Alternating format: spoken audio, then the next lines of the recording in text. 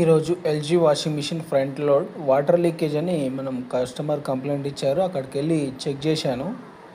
Already customer అనేది మనకు drain అనేది క్లీన్ చేశాడు. ఇక్కడి నుంచి వాటర్ అనేది లీక్ అవుతుంది. అది ఎందుకు లీక్ అవుతుందో మీకు చూపెడతాను. కస్టమర్ ఏం చేశారంటే డ్రైన్ క్లీన్ చేశారు, కాకపోతే టైట్ అనేది చేయలేదు. మళ్ళీ నేను కూడా మళ్ళీ టైట్ చేశాను, కానీ అది వాటర్ అనేది లీక్ అవుతూనే ఉంది. దానివల్ల కొంచెం వాటర్ మొత్తం తీసేసి మళ్ళీ నేను టైట్ చేశాను. ఎందుకంటే కచరా గిట్ల ఏమైనా ఉందో అనుకొని చెక్ చేయడానికి. కచరా అనేది ఏం లేదు. మళ్ళీ మిషన్ ఆన్ చేసేసి చూశాను.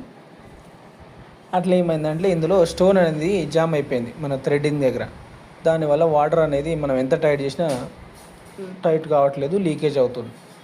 మళ్ళీ అది స్టోన్ అనేది తీసేసి మళ్ళీ ఫుల్ టైట్ చేసేసాను. దానివల్ల మనకు వాటర్ లీకేజ్ అనేది కాదు.